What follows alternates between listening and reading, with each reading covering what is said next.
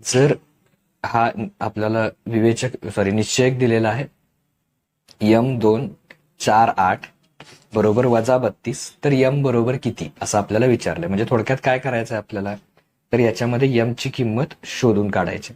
मग M ची किंमत कशी शोधणार बघा. तर दिलेलं काय आहे, तर जो निश्चयक दिलाय M248 बरोबर -32. तर M ची किंमत शोधूया आपण. मग काय करायचं, निश्चयक कसा सोडवतो आपण, तर तिरकस गुणाकार. म्हणजे M गुणिले किती करायचे 8, परत -4 गुणिले किती करायचे 2. बघा 4 गुणिले 2 बरोबर किती आहेत -32. आता M गुणिले 8 म्हणजे 8M, प्रत्येक स्टेप नंतर म्हणून असं लिहा. 4 दुनी किती येणार आहेत 8 -8 -32. आता याच्यामध्ये बघा -8 इकडे येऊन काय होतील अधिक, म्हणजे 8M बरोबर -32 आणि -8 इकडे येऊन काय होणार आहेत +8. मूळचे -32 आणि +8. मग 8M बरोबर किती येणार आहे सांगा. 32 आणि 8 चे चिन्ह काय आहेत वेगवेगळे. चिन्ह भिन्न असल्यास काय करावं, वजाबाकी. म्हणजे 32 मधून 8 गेले किती उरणार आहेत सांगा. 12तून 8 गेले 4. 12 - 8 केले किती उरणार आहेत 4 उरणार आहेत. आणि परत आजचे परत गेले म्हणजे 24 आले, म्हणजे किती आले -24. मग आता बघा 8M चा अर्थ काय, तर 8 गुणिले M बरोबर -24. मग गुणिले 8 काय होणार सांगा, इकडे भागिले. म्हणजे M बरोबर -24 भागिले 8. आता -24 ला 8 ने भागायचं, म्हणजे 8चा पाडा 24 पर्यंत म्हणायचा. 8 त्रिक 24 आणि चिन्ह कुठला आहे सांगा वजा. म्हणजे M बरोबर किती येणार आहे सांगा -3. म्हणजे ह्या उदाहरणासाठी जे वरील दिलं होतं आपल्याला उदाहरण, तर ह्या उदाहरणासाठी M ची किंमत किती येणार आहे आपण शोधून काढली. या सर्व स्टेप करून M बरोबर -3. तर अशा प्रकारे हे उदाहरण सोडवायचं. अशा प्रकारची उदाहरणं तुम्हाला नक्की विचारली जाऊ शकतात. तर बघा तुमच्या सरावासाठी मी एक उदाहरण दिलेलं आहे. 4 इथे M आहे -2 आणि 6 बरोबर 38. तर M बरोबर किती. तर हा व्हिडिओ पाहून झाल्यानंतर तुम्ही काय करू शकता, हे सोडवा आणि या व्हिडिओ खाली नक्की कमेंट करा की तुमची M ची किंमत किती आहे. आता आपण दुसरं उदाहरण बघूया. परीक्षेच्या दृष्टीनं अतिशय महत्वाची उदाहरणं आपण बघतोय. अशाच प्रकारचे प्रश्न, फक्त किमती वेगळ्या असतील पण प्रश्न असेच असतील. त्यामुळे सगळा व्हिडिओ पूर्ण बघा. आता आपण पुढील प्रश्न बघूया. तर आता आपण प्रश्न क्रमांक 2 बघूया. प्रश्न क्रमांक 2 मध्ये बघा 5x वर्ग वजा 2x अधिक 3 या वर्ग समीकरणांच्या मुळांचं स्वरूप ठरवायचं आहे. आता दिलेलं समीकरण काय आहे बघा, तर 5x चा वर्ग वजा 2x अधिक 3 बरोबर 0. मग आता ह्या समीकरणाची तुलना ax वर्ग अधिक bx अधिक c बरोबर 0 या समीकरणाशी करायची. या समीकरणाशी तुलना करून काय करायचं, तर a, b आणि c च्या किमती प्रथम शोधून काढायच्या. a बरोबर बघा इथं जसं x वर्गाला लागून a आहे, तसं इथं x वर्गाला लागून कोण आहे 5. त्यामुळे a ची किंमत आली 5. त्याच्यानंतर b ची किंमत चिन्हासहित घ्यायची -2. बरेच जण चिन्ह लिहित नाही त्याचं वजा, तर -2. आणि सी ची किंमत +3 असं लिहायची गरज नाही, नुसतं 3 लिहिलं तरी चालेल. चिन्ह वजा असेल तर मात्र लिहायचं. आता वर्ग समीकरणांच्या मुळांचं स्वरूप जर ठरवायचं असेल तर काय शोधावं लागतं, तर विवेचक म्हणजे b वर्ग वजा 4ac शोधावा लागतो.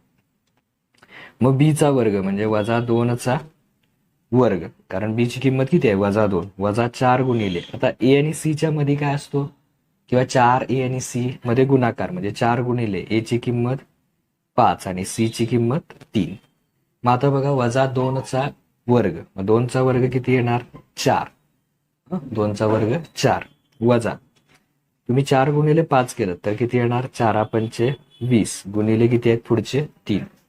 आता इथं लक्षात ठेवा मी ऋण संख्येचा वर्ग केलाय. जरी ऋण संख्या असली तर त्याचा वर्ग काय येतो धन, कारण वर्ग म्हणजे 2 वेळा गुणाकार. -2 गुणिले -2 वजा वजा काय होणार अधिक, आणि 2 दोन्ही 4. आता बघा 4 वजा किती येणार आहे बघा 20 त्रिक 60 येणार आहे. किती येणार आहे 60. आता संख्येचं चिन्ह कधीही त्याच्या समोर बघायचं. 4चं चिन्ह काही नाही म्हणजे काय असणार आहे अधिक.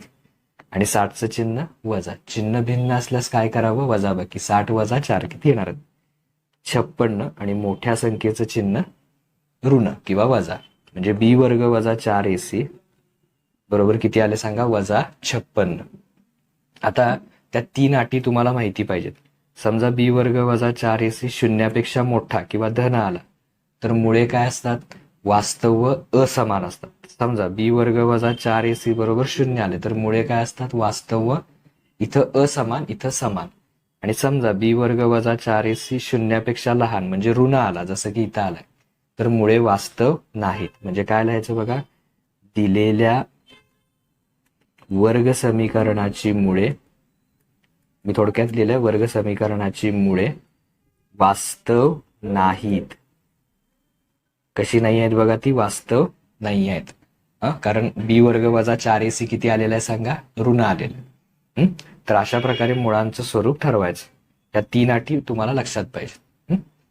आता तुम्हाला एक मी अभ्यासाला देतो, ते तुम्ही खाली कमेंटमध्ये मला सांगायचंय मुळांचं स्वरूप.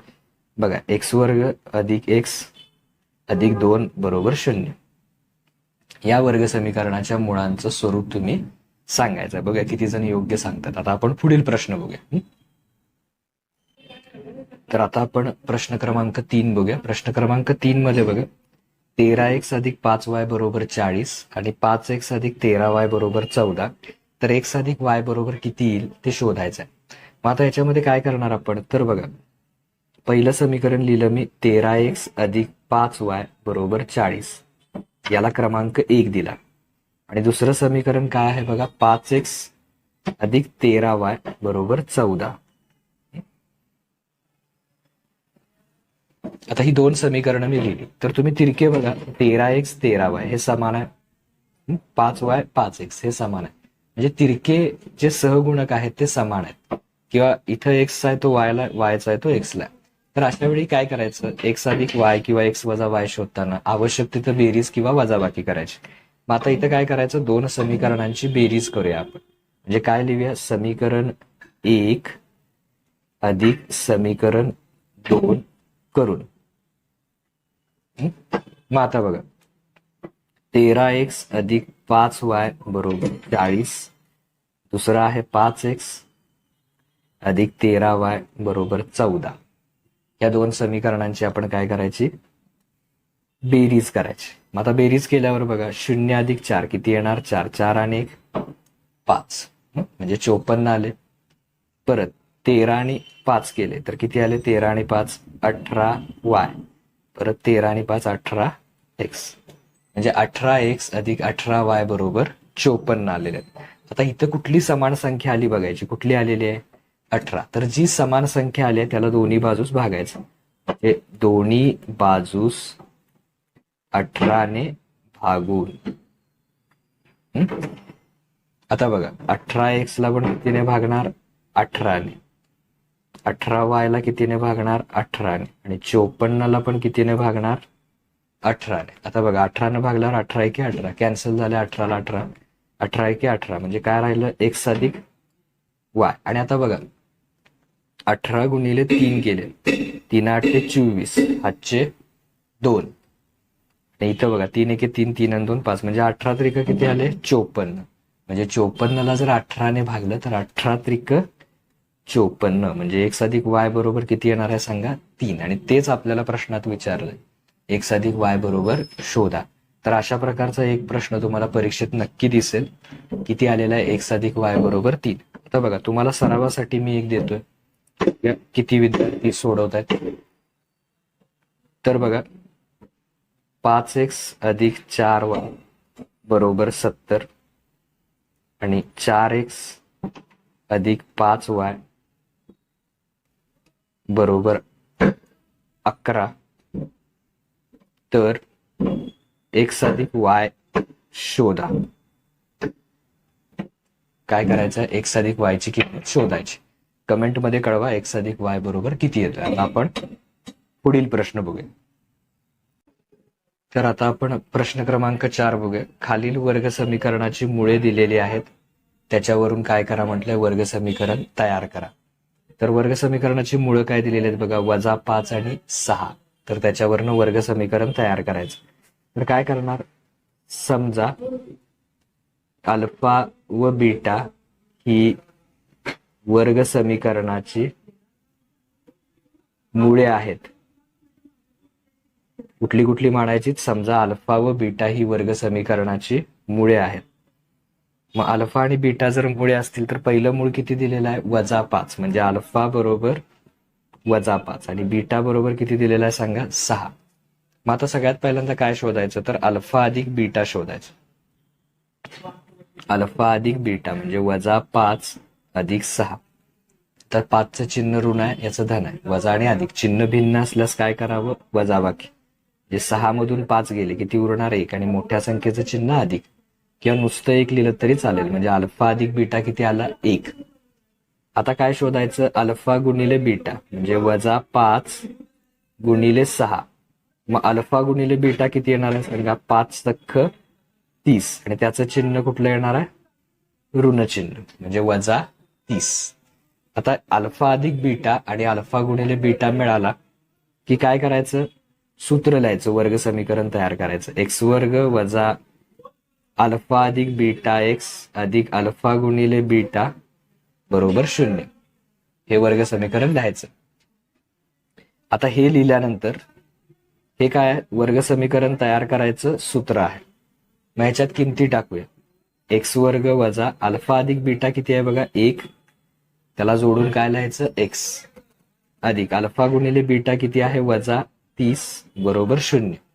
मग आता एक्स वर्ग वजा 1x आणि अधिक आणि वजा काय होणार सांगा, -30 बरोबर 0. आता 1 हा सहगुणक काय लिहायची आवश्यकता नसते, त्यामुळे एक्स वर्ग 1x ऐवजी नुसतं काय लिहू शकता, -x वजा 30 बरोबर 0, किंवा 1x आहे तसं ठेवलं तरीही चालेल.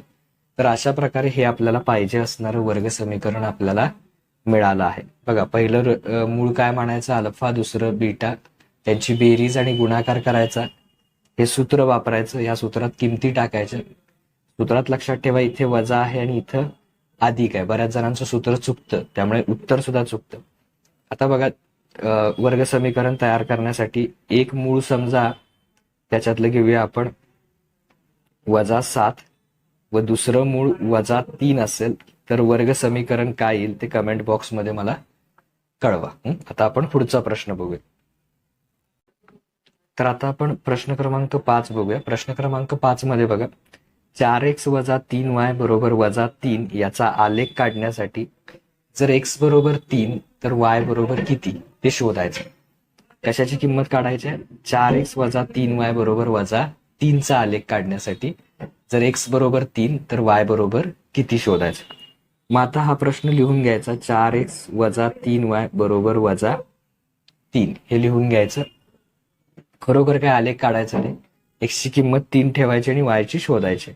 तर काय करायचं, x बरोबर 3, याला हवं तर समीकरण 1 म्हणा, x बरोबर 3 समीकरण 1 मध्ये ठेवू.